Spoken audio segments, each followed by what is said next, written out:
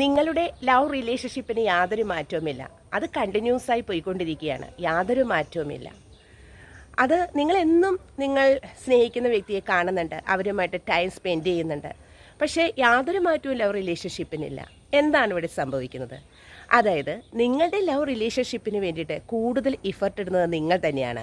നിങ്ങളാണ് അവരെ കോൾ ചെയ്യുന്നത്, നിങ്ങളാണ് അവർക്ക് മെസ്സേജ് ചെയ്യുന്നത്, നിങ്ങളാണ് അവരെ കോൺടാക്റ്റ് ചെയ്യുവാനായിട്ട് ശ്രമിക്കുന്നത്. നിങ്ങളൊരിക്കലും സെൽഫ് ലവ് പ്രാക്ടീസ് ചെയ്യുന്നില്ല. നിങ്ങളാണ് അവർക്ക് വേണ്ടിയിട്ട് മണി സ്പെൻഡ് ചെയ്യുന്നത്. നിങ്ങൾ പുറത്ത് കറങ്ങാൻ പോകുന്നുണ്ടെങ്കിൽ നിങ്ങളാണ് മണി സ്പെൻഡ് ചെയ്യുന്നത്. അങ്ങനെ വരുന്ന സമയത്ത് കൂടുതൽ ഇഫർട്ട് ഇട്ട് കൊടുക്കുന്നത് നിങ്ങളാണ്. പക്ഷെ നിങ്ങൾക്ക് ഔട്ട്പുട്ട് കിട്ടുന്നില്ല. ഈ സമയത്ത് നിങ്ങൾ എന്ത് ചെയ്യണം? നിങ്ങൾ ചെയ്യേണ്ട കാര്യം എന്താണെന്നറിയോ? നിങ്ങളുടെ ഇഫർട്ട് അവിടെ സ്റ്റോപ്പ് ചെയ്യുക എന്നുള്ളതാണ്. സ്റ്റോപ്പ് ചെയ്യുക, നിങ്ങൾ വെയിറ്റ് ചെയ്യുക എന്നുള്ളതാണ്. നിങ്ങൾ സ്റ്റോപ്പ് ചെയ്യുമ്പോൾ തന്നെ നിങ്ങളുടെ ലവ് റിലേഷൻഷിപ്പിന് മാറ്റം വന്നു കഴിഞ്ഞു. നിങ്ങൾ പ്രതീക്ഷിക്കാത്ത അൺഎക്സ്പെക്റ്റഡ് ആയിട്ടുള്ളൊരു മാറ്റം നിങ്ങളുടെ ലവ് റിലേഷൻഷിപ്പിന് വന്നു കഴിഞ്ഞു. നിങ്ങളെ ആവശ്യമുള്ളവർ നിങ്ങളെ തിരിച്ച് കോണ്ടാക്റ്റ് ചെയ്യും. കാരണം ഇവിടെ ചെയ്യേണ്ടത് ഈക്വൽ ഗീവ് ആൻഡ് ടേക്ക് ആണ്. ഈക്വൽ ഗീവ് ആൻഡ് ടേക്കുള്ള ഒരു ലവ് റിലേഷൻഷിപ്പ് മാത്രമാണ് നിലനിൽക്കുകയുള്ളൂ. അല്ലാത്തത് ഫ്ലോപ്പായി പോകും. അല്ലെങ്കിൽ വർഷങ്ങളോളം നമ്മളത് കണ്ടിന്യൂസ് ചെയ്തുകൊണ്ടിരിക്കും. ലവ് റിലേഷൻഷിപ്പിന് യാതൊരു മാറ്റവുമില്ല. മാരേജ് സെറ്റിൽഡ് ആകുന്നില്ല. നിങ്ങൾ കമിതാക്കൾ കണ്ടുകൊണ്ടിരിക്കും, സംസാരിക്കും, ഫുഡ് ഷെയർ ചെയ്യും, കറങ്ങി നടന്നുകൊണ്ടിരിക്കും.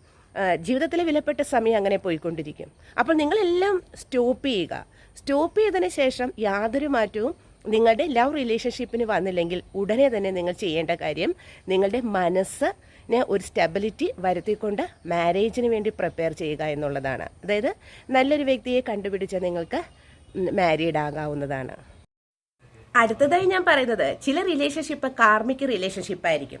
അതായത് ഒരു വ്യക്തി നമ്മൾ കണ്ടുമുട്ടും, തീവ്രമായിട്ടുള്ള സ്നേഹത്തോടുകൂടി അവരുമായിട്ട് അറ്റാച്ച്മെന്റിലാകും. വളരെയധികം അറ്റാച്ച്മെന്റിൽ നമ്മളാകും, പിരിയാൻ പറ്റാത്ത രീതിയിലാകും.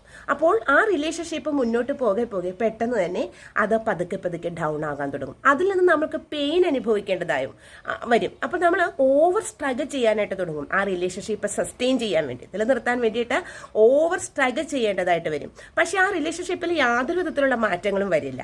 ആ റിലേഷൻഷിപ്പ് അങ്ങനെ ഓൺ ആൻഡ് ഓഫ് ആയിട്ട് പോയിക്കൊണ്ടിരിക്കും. ഇങ്ങനെയുള്ള റിലേഷൻഷിപ്പ് കാർമിക് റിലേഷൻഷിപ്പാണ്. ഒരു റിലേഷൻഷിപ്പ് കാർമിക് ആണോ എന്ന് മനസ്സിലാക്കാൻ നമ്മളുടെ കോമൺ സെൻസ് തന്നെ മതി. പക്ഷെ കാർമിക് റിലേഷൻഷിപ്പിലുള്ളവർ മാരീഡ് ആകാറുണ്ട്. മാരീഡ് ആയാലും അത് സക്സസ് അല്ല, അത് ഡൈവോഴ്സായി പോകുന്ന ഒരു സിറ്റുവേഷൻ ആണ് കാണുന്നത്. അപ്പോൾ നിങ്ങൾ ചിന്തിക്കേണ്ട ഒരു കാര്യം, നിങ്ങളുടെ റിലേഷൻഷിപ്പ് കാർമിക് ആണോ എന്ന് ചിന്തിക്കുക. അതോടൊപ്പം തന്നെ equal give and take and self love practice ചെയ്യുക. അതായത് നിങ്ങൾ എല്ലാ ഇഫർട്ടും അവർക്ക് കൊടുക്കാതെ അവരും ഇഫർട്ട് ഇടണം. അതായത് ഈക്വൽ ഗീവ് ആൻഡ് ടേക്ക് ആയിട്ട് ഇഫർട്ടുകൾ തുല്യമായ രീതിയിൽ വരുന്ന രീതിയിൽ ലവ് റിലേഷൻഷിപ്പിൽ മുന്നോട്ട് പോവുക എന്നുള്ളതാണ്. അടുത്ത 6 മാസത്തേക്ക് ഓൺലൈൻ കൗൺസിലിംഗ് ഉണ്ടായിരിക്കുന്നതല്ല, ചില ബുദ്ധിമുട്ടുകൾ കൊണ്ടാണ്. അപ്പോൾ ഓൺലൈൻ കൗൺസിലുകൾ തുടങ്ങുന്ന സമയത്ത് ഞാൻ അറിയിക്കുന്നത്.